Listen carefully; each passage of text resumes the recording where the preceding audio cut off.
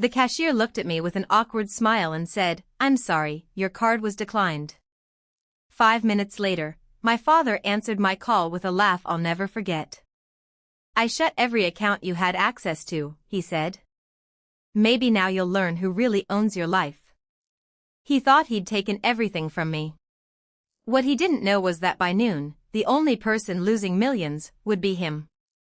Before I tell you what happened next, subscribe to Heart and Honor and tell me in the comments where you're watching from tonight. I read every comment.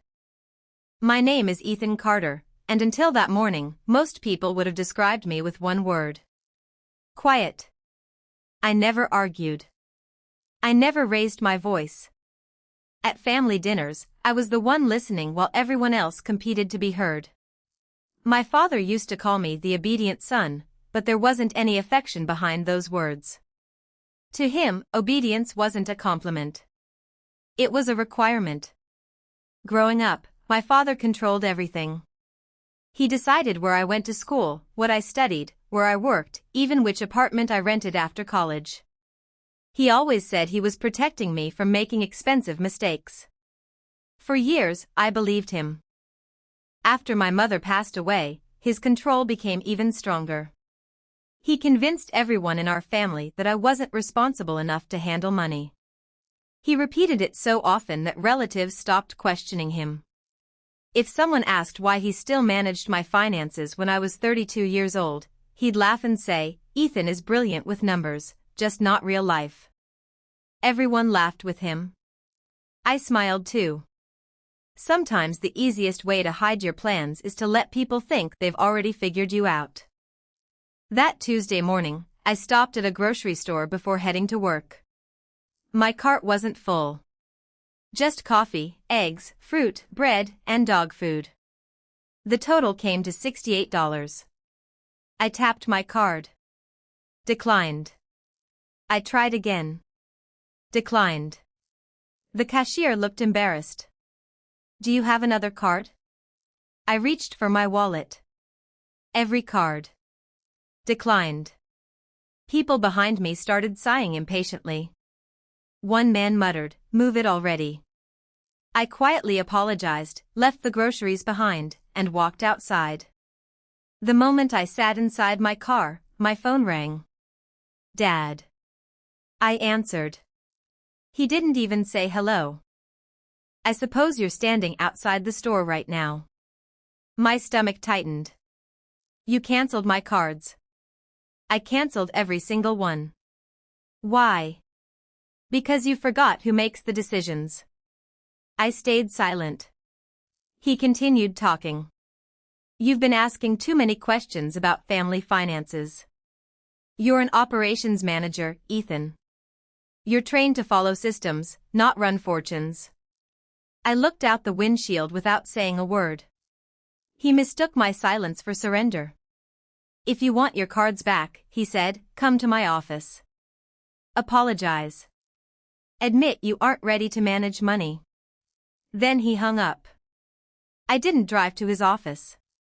Instead, I drove somewhere he never imagined I'd go. As I pulled into the parking garage downtown, memories I'd spent years burying started coming back.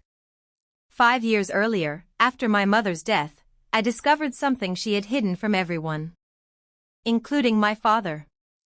She hadn't left me money. She'd left me responsibility. And my father had absolutely no idea. 5 years earlier, my mother had asked me to meet her at a quiet cafe across town. She looked tired, but there was a calm confidence in her eyes that I had never forgotten. "Ethan," she said, sliding a sealed envelope across the table, "there are some people who confuse control with love. Promise me you'll learn the difference." I laughed nervously. "Mom, what's this?" "You'll know when it's time." At the time, I assumed it was another heartfelt letter. I tucked it away and didn't open it until after her funeral. Inside was a handwritten note and the name of a law firm. That single envelope changed my life. It turned out my grandfather had never trusted my father with the family's real investments. Years earlier, he had quietly created a separate holding company that owned commercial buildings, manufacturing shares, and several investment funds. My mother had been appointed trustee. When she passed away, that responsibility legally transferred to me. Not ownership. Control. There was an important difference. The trust wasn't mine to spend however I wanted. My job was simply to protect it according to my grandfather's instructions. Every major financial decision required my approval as trustee. The strange part? My father had never bothered reading the trust documents. He assumed my mother had inherited everything outright. His arrogance had blinded him to the truth. So while he spent years acting like the king of the family, he was unknowingly asking permission from someone he believed was incapable of making financial decisions. Me. I never mentioned it. Not once. The attorneys advised me to stay quiet. If he follows the rules, one lawyer told me, there's no reason for conflict. And for years, he did. Mostly. But over time, things changed. My father became obsessed with appearances. New luxury cars. A lake house. Private club memberships. Expensive vacations that looked perfect on social media. Every request for trust distributions became larger than the last. Whenever I questioned an expense, he'd call me. You don't understand business. Stop acting like an accountant. Just sign the authorization. Sometimes I approved legitimate investments. Sometimes I refused. Every refusal made him angrier. Then, 3 months before the grocery store incident, I noticed something that didn't make sense. Invoices. Dozens of them. Several companies were billing the trust for consulting services. Millions of dollars. But something about the paperwork bothered me. The addresses were nearly identical. Different company names. Same office building. Same phone number. Same accountant. I didn't accuse anyone. Instead, I quietly hired a forensic accounting firm. For 6 weeks they reviewed thousands of documents without my father's knowledge. When the lead investigator finally called, his first sentence sent chills down my spine. Ethan. I think someone believes nobody is watching. The report was devastating. Several vendors appeared to be shell companies. Payments had been approved based on misleading invoices. Money had moved through multiple accounts before disappearing into businesses connected to one person. My father. I stared at the report for nearly an hour. I wanted to believe there had been some terrible mistake. There wasn't. The evidence was overwhelming. Still, I refused to act without giving him one opportunity to explain.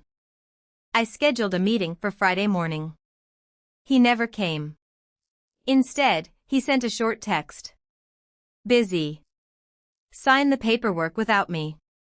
That was the moment I realized this wasn't carelessness. It was confidence. He truly believed nobody would ever question him. Especially not me. Then came the grocery store. The canceled cards. The humiliation. He thought taking away my spending money would remind me who was in charge. What he didn't realize. The credit cards he canceled were nothing compared to the legal authority I had quietly held for 5 years. As I stepped out of the elevator and walked into the law firm's conference room that Tuesday morning, 4 attorneys, 2 forensic accountants, and an independent trustee advisor were already waiting. One of the attorneys looked at me. Mr. Carter. Are you ready to begin? I took one last look at my father's latest text message. You'll apologize eventually. I placed my phone face down on the table.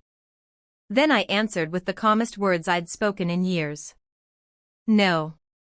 I'm ready to finish this. The next 48 hours unfolded so quietly that my father never realized the ground beneath him was disappearing. I didn't freeze accounts. I didn't call him. I didn't threaten him. I simply followed every recommendation from the attorneys.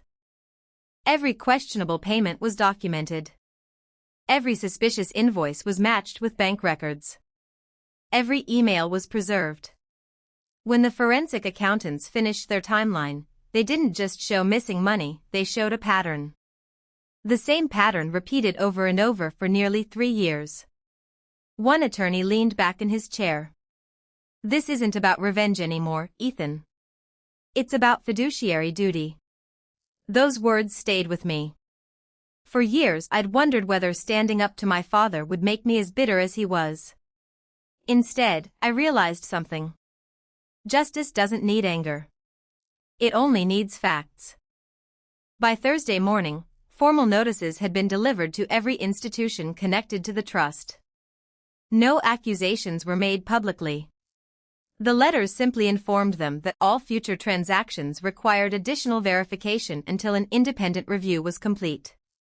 Within hours, my father's phone started ringing.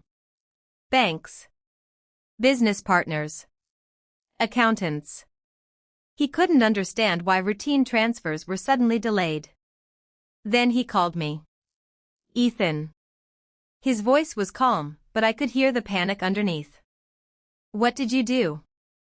"I followed the trust agreement." "You've embarrassed me." "No," I replied quietly. "The documents did." He laughed.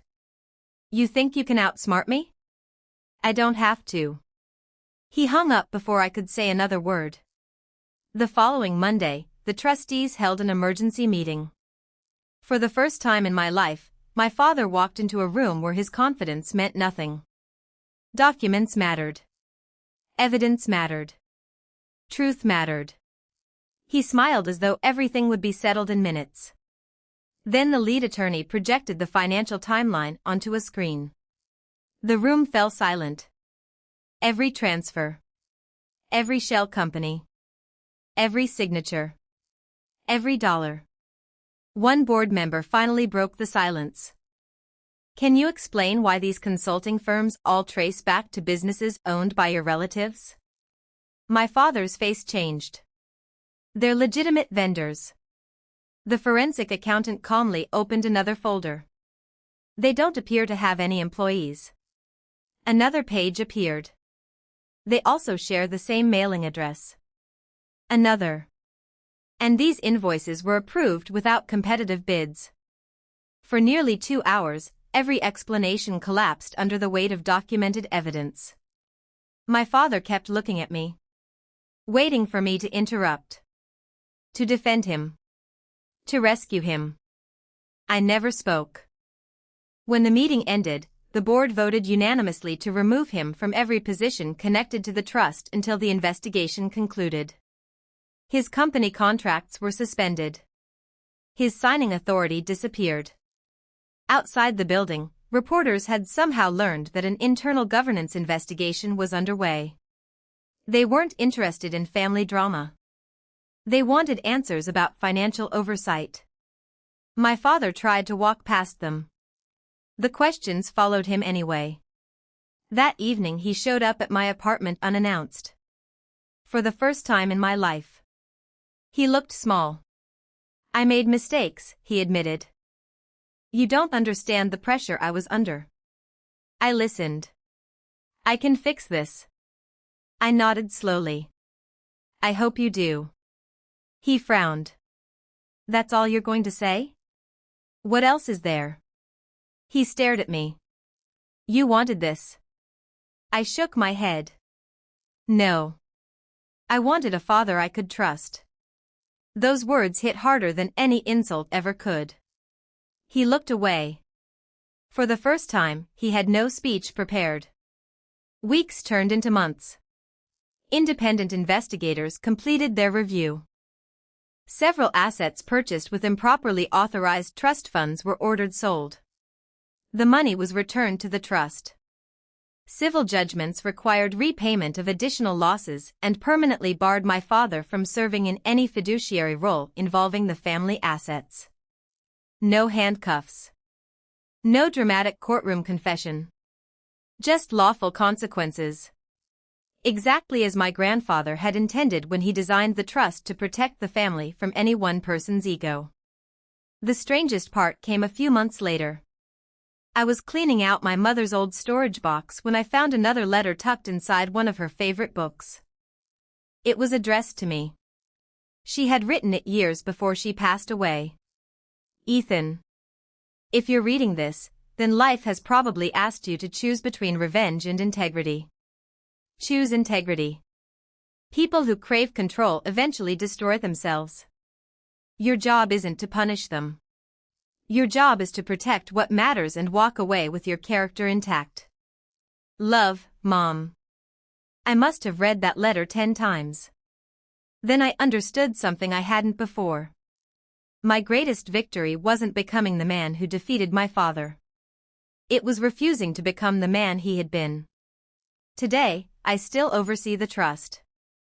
Most of the profits now fund scholarships, community housing projects, and small business grants, exactly the charitable work my grandfather had envisioned decades earlier. People sometimes ask how I stayed so calm while someone tried to humiliate me. The answer is simple. When you know the truth, you don't need to win every argument. You only need enough patience for the truth to arrive before everyone else. My father thought canceling my credit cards would remind me who controlled the money. Instead, it reminded him that real power isn't about having access to an account. It's about earning the responsibility to protect it. If this story taught me anything, it's that control built on fear always expires. But integrity earns respect that no one can cancel. If this story meant something to you, don't forget to like, subscribe, and share. And remember, never underestimate the quiet person in the room.